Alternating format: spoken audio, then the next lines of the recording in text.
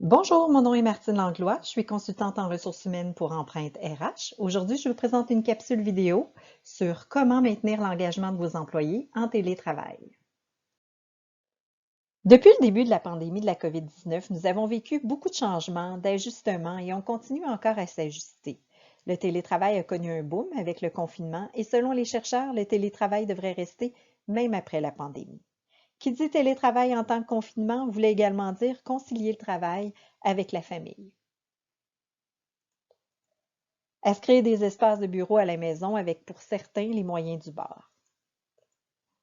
Ce fut également un moment d'apprentissage sur les joies des enjeux technologiques, de la vidéoconférence, comme par exemple parler pendant que le micro est fermé, gérer les visites impromptues des enfants pendant qu'on parle, appuyer sur un mauvais bouton et avoir activé le filtre à patates. Ça, c'est une situation où on a l'air vraiment crédible.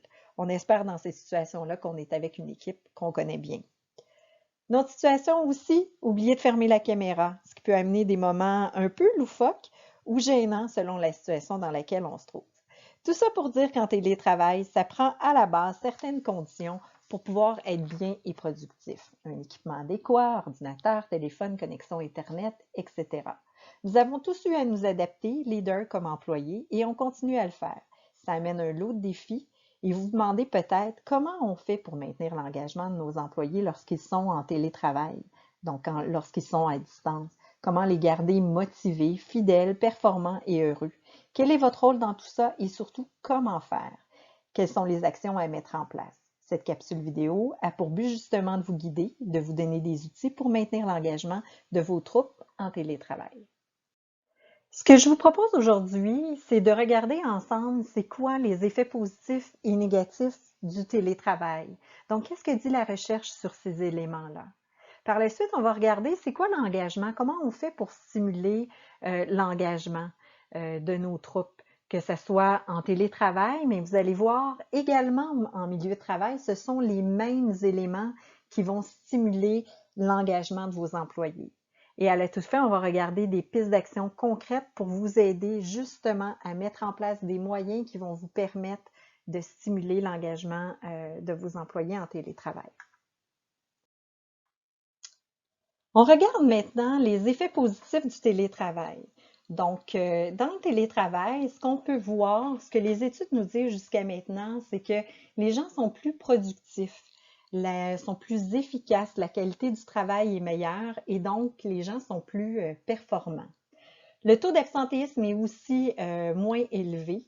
Le taux de roulement est aussi moins élevé, donc les gens quittent moins l'organisation.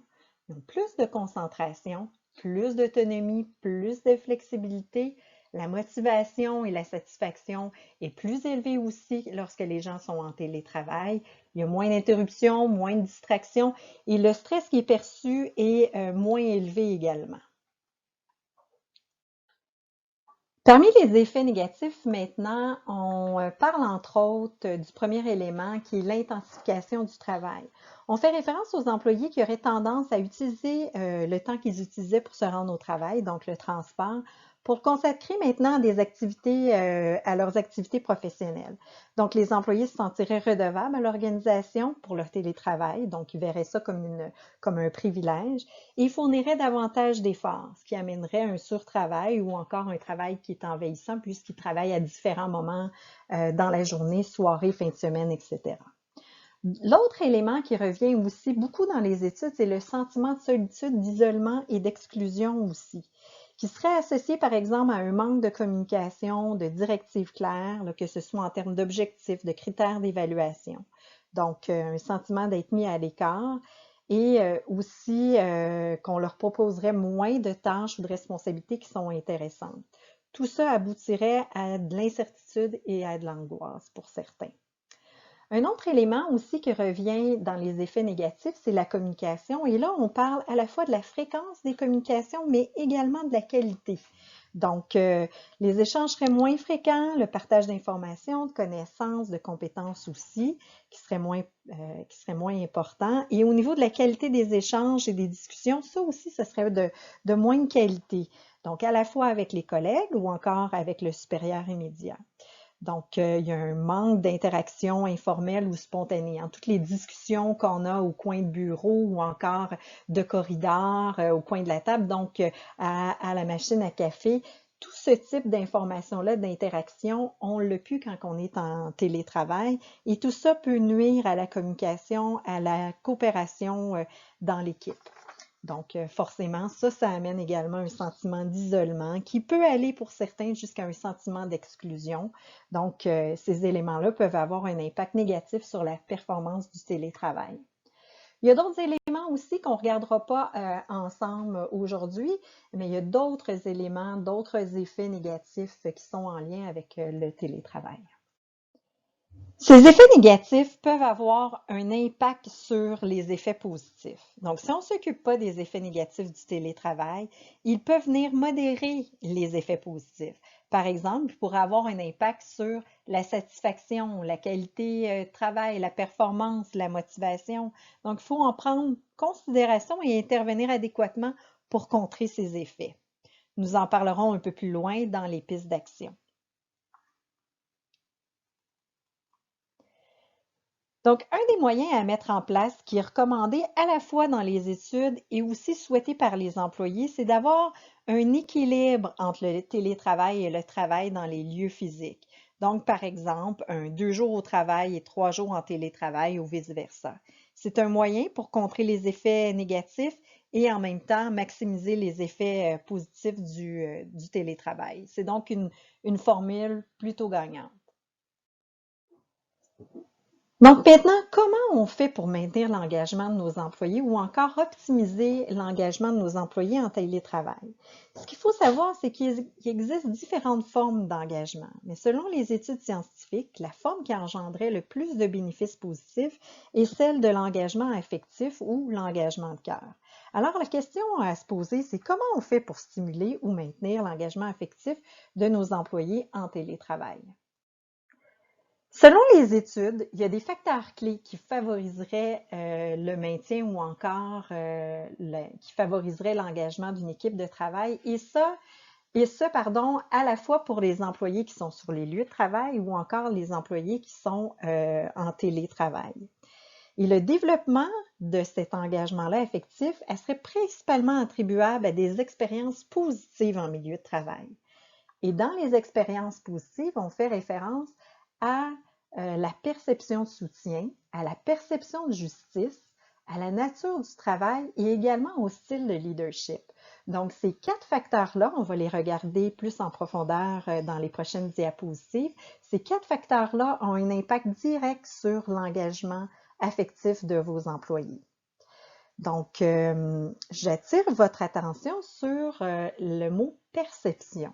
Donc ici, on parle vraiment de ce que les employés perçoivent du soutien ou de la justice au sein de l'organisation. Pas nécessairement qu'est-ce que vous pensez, mais plutôt qu'est-ce que eux perçoivent. Et qu'est-ce qui a de l'importance dans l'engagement, c'est justement leur perception à eux. Donc, la définition du soutien, c'est la croyance ou la perception selon laquelle son organisation valorise ses contributions et se soucie de son bien-être. Donc, ce qui est important, c'est les 2 volets, donc la perception, mais également l'organisation valorise ses contributions, donc le travail en lui-même. Est-ce qu'on reconnaît qu'est-ce que je fais dans l'organisation, dans l'entreprise? Est-ce qu'on valorise justement le travail que je fais? Et le deuxième volet qui est en lien avec ce souci de mon bien-être, ça c'est en lien avec ma personne. Donc les 2 éléments font partie du soutien. Quand on regarde qu'est-ce qui développe cette perception de soutien-là, c'est le soutien, ce qui ressort en fait, c'est le soutien du supérieur immédiat qui est vraiment important et c'est suivi par la suite du soutien des membres de l'équipe. Donc, quand on parle de soutien, on fait référence aussi à la reconnaissance, à l'autonomie. Donc, l'autonomie qu'on va donner aux employés, la confiance également, puis la charge de travail. Donc, ce sont tous des éléments qui ont un impact sur la perception de soutien. Les pistes d'action pour le soutien. Donc, avant de regarder les pistes d'action, ce qu'il faut retenir, c'est qu'en télétravail, les effets négatifs sont principalement attribuables à l'isolement, donc au sentiment d'isolement et à la communication aussi défaillante. Donc, si vous avez des actions à mettre en place, ils devraient être en lien avec ces deux effets négatifs-là. Naturellement, dans le fond, ce qu'il faudrait faire, ce qui serait souhaitable, c'est de réfléchir à des moyens qui sont propres à votre organisation. Donc, pour favoriser justement les interactions, le maintien des relations de qualité, de confiance, de soutien dans l'équipe, et aussi vous assurer qu'il y a un partage d'informations, de connaissances, de compétences qui, qui circule également. Donc, comme dirigeant, vous pouvez penser à des moyens, mais vous pouvez également profiter de votre équipe pour trouver des solutions adaptées à votre milieu. Et les moyens vont être encore mieux. Pourquoi? Parce qu'ils vont répondre aux besoins de vos employés. Donc, forcez pas seul, profitez de la force de votre équipe. Si on regarde les moyens qui sont pour l'ensemble des entreprises, on peut parler de donner du feedback constructif, féliciter, encourager, permettre le droit à l'erreur, offrir de la formation, être disponible et présent, fournir l'équipement nécessaire aussi à la réalisation du travail, on en a parlé tantôt. Et pour les moyens, pour faciliter l'échange, et là, vous pouvez regarder qu'est-ce qui serait pertinent pour vous. Est-ce que le courriel, bon, on a tous pratiquement le courriel, mais est-ce que ça peut être des plateformes de partage de documents? Est-ce que la vidéoconférence devrait être un élément ou pourrait être un élément intéressant pour votre organisation? Il y a peut-être d'autres moyens. Dans le fond, c'est de regarder avec votre équipe qu'est-ce qui pourrait être mis en place pour vous aider à vous assurer qu'il y a une communication au sein de votre entreprise. Donc, dans les facteurs clés de l'engagement, on vient de voir la perception de soutien. Maintenant, on va regarder la perception de justice. Donc, encore là, je retiens votre attention sur la perception de justice, donc ce qui est perçu par vos employés. Est-ce que les décisions qui sont prises dans l'organisation sont justes? Est-ce que la perception est juste? Et là, vous allez peut-être me dire, Martine, c'est difficile d'avoir 100% des gens qui pensent que c'est juste. En fait, aussitôt que vous avez une majorité d'employés qui trouvent que c'est juste, la décision ou les décisions qui sont prises, vous pouvez vous dire que c'est juste.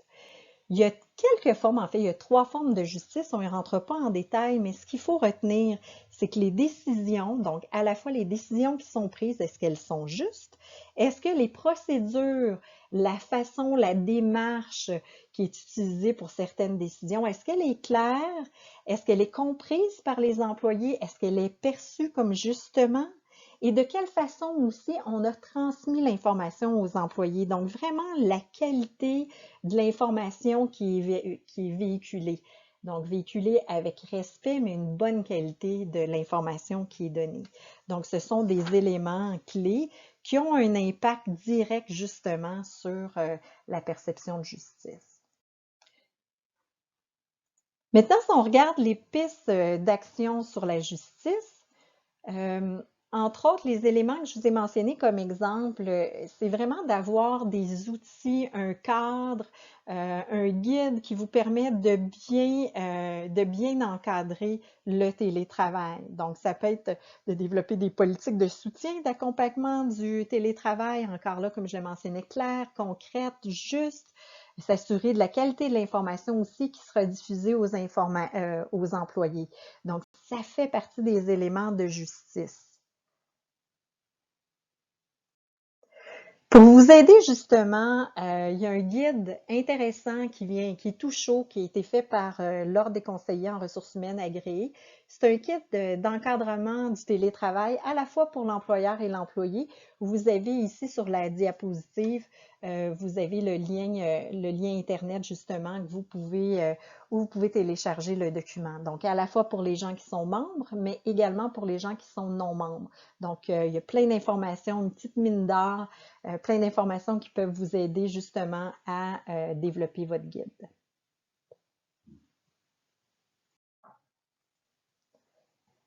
Donc, maintenant, on serait rendu à la nature du travail. Donc, dans les 4 facteurs clés, la nature du travail. À quoi on fait référence? Dans le fond, c'est au degré d'autonomie, à la variété des tâches, aux défis, la clarté du rôle, la charge de travail adéquate.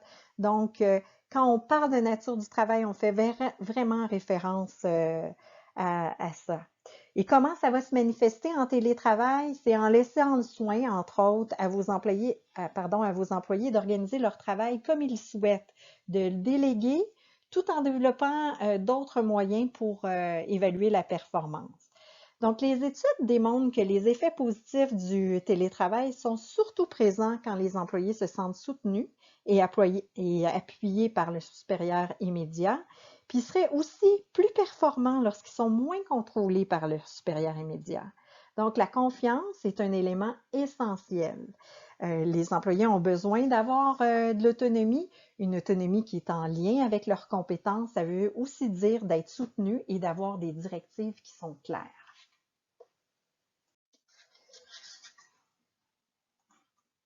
Maintenant, les pistes d'action sur la nature du travail. Donc, différentes pistes d'action. Entre autres, ça pourrait être de déterminer des plages obligatoires de présence. Donc, entre telle heure et telle heure, on s'attend à ce que l'employé soit devant son ordinateur et accessible. Et à d'autres moments, l'employé peut peut faire son travail de la façon qu'il le souhaite. Non pas dans un cadre précis, mais plus en termes de, par exemple, si on a besoin d'avoir 35 heures, il y a un 15 heures avec des heures précises et le restant des heures, il peut le faire au moment qui lui convienne, naturellement, toujours en lien avec les objectifs qui ont été fixés, les attentes. Donc, c'est important justement que les objectifs soient bien déterminés, que le rôle soit clair, les attentes soient claires, puis qu'on donne des responsabilités puis des défis intéressants là, à nos employés. Donc, ça peut être des pistes d'action qui peuvent vous aider pour la nature de travail. Naturellement, comme je le mentionnais, en fonction de votre organisation, votre culture, il y a toujours possibilité là, d'avoir des moyens qui soient adaptés et encore plus personnalisés à votre milieu de travail. Quand on regarde le dernier facteur clé de l'engagement, c'est le style de leadership. Je ne sais pas si vous avez remarqué, mais dans l'ensemble des facteurs clés de l'engagement, ils ont tous un lien avec le supérieur immédiat. Comment le supérieur immédiat soutient l'employé, c'est quoi la nature du travail qui s'occupe de ça, c'est encore le supérieur immédiat. La justice, c'est le supérieur immédiat aussi. Donc, beaucoup de travail, beaucoup de chapeaux qui sont en lien direct avec l'engagement. Mais qu'est-ce que ça prend comme style de leadership? En fait, c'est un style de leadership où justement le supérieur immédiat va être un modèle à suivre. C'est quelqu'un qui va être visionnaire, qui va agir plus comme coach, donc moins directif, plus comme coach, qui donne un sens au travail aux employés, qui encourage la créativité, l'innovation. On en a parlé, qui se soucie du bien-être de ses employés en les encourageant, en leur donnant des défis, des responsabilités, en les laissant autonomes. Donc, quelqu'un qui va donner énormément de soutien, quelqu'un qui va impliquer les employés, qui va même demander à ce qu'on remette en question les façons de faire. Et un autre élément, c'est toute la qualité de l'échange en tant que tel. Donc, la communication, c'est vraiment un élément qui est important. Et la confiance, on en a parlé tantôt, naturellement, c'est la base même du télétravail, si on veut que ça fonctionne bien. Je vous dirais en télétravail, mais également là, dans l'équipe de travail. Donc maintenant, des pistes d'action sur le style de leadership. Donc, bon, vous savez que les effets négatifs sont en lien avec la communication, le sentiment d'isolement, par exemple. Donc, c'est important justement d'essayer de trouver des moyens pour favoriser la communication par différentes plateformes, par avoir des échanges en one-on-one. Ça peut être également de créer un moment pause café où on prend un 15 minutes tout le monde ensemble pour se jaser informellement. Donc, ça peut être différents moyens pour justement essayer de briser l'isolement. Ça peut être d'impliquer vos employés dans une prise de décision. Donc, vous pouvez même vous servir du télétravail pour demander qu'est-ce qui fonctionne bien. Donc, ça fait quelques mois que vous fonctionnez en télétravail actuellement. Qu'est-ce qui fonctionne bien? Qu'est-ce qui fonctionne moins bien? Comment on devrait améliorer ça? Donc, vous servir justement de la situation du télétravail pour demander à vos employés quels sont les moyens qui pourraient être mis en place pour améliorer le télétravail, puis justement aller chercher dans des éléments pour contrer les effets négatifs du télétravail et bonifier les éléments qui sont positifs. Donc, assurez-vous que les rôles, les attentes, les objectifs soient clairs, puis assurez-vous d'être disponible également.